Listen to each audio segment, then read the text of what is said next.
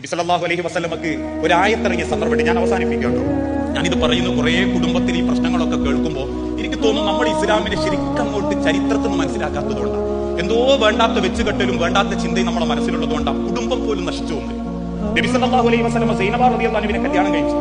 ഈ സൈനബ റളിയല്ലാഹു തആല അൻഹക്ക് ഒരു പ്രത്യേകത ഉണ്ട്, നല്ല ഭക്ഷണം ഉണ്ടാക്കും. അതുകൊണ്ട് തന്നെ റസൂലുള്ളാഹി സൈനബ റളിയല്ലാഹു അൻഹയെ കല്യാണം കഴിച്ചു നടന്നപ്പോൾ കുറച്ച് സഹാബാക്കൾ കൂടെ പോയി. എന്തെങ്കിലും കിട്ടും, സൈനബ നല്ല എന്തെങ്കിലുമൊക്കെ ഉണ്ടാക്കുന്നുള്ളതുകൊണ്ട് അല്ലാത്ത റസൂലിന് അത് ഇഷ്ടം. അങ്ങനെ അള്ളാഹുവിന്റെ റസൂലിന്റെ മുൻപിൽ വെച്ച് സൈനബ റളിയല്ലാഹു തആല നല്ലൊരു ഫുഡ് ഉണ്ടാക്കി. റസൂലും സഹാബത്തും അത് തിന്നു. വീണ്ടും സഹാബാക്കൾ പോണില്ല, അവരവിടെ ഇങ്ങനെ ചുറ്റിപ്പറ്റി നിൽക്കുക.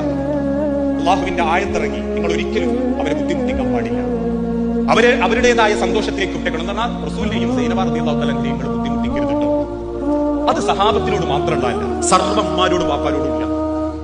മക്കൾ മാസത്തിൽ ഒരിക്കലെങ്ങാ മോൻ ഓളെയും കൂട്ടി പുറത്തു പോയിട്ട് ഒരു 5 മിനിറ്റ് നേരം വൈകിയ ഉമ്മ നേരെ പെങ്ങളെ വിളിച്ചോണ്ട് കൊടുക്കും, ഓളെ സാരിത്തു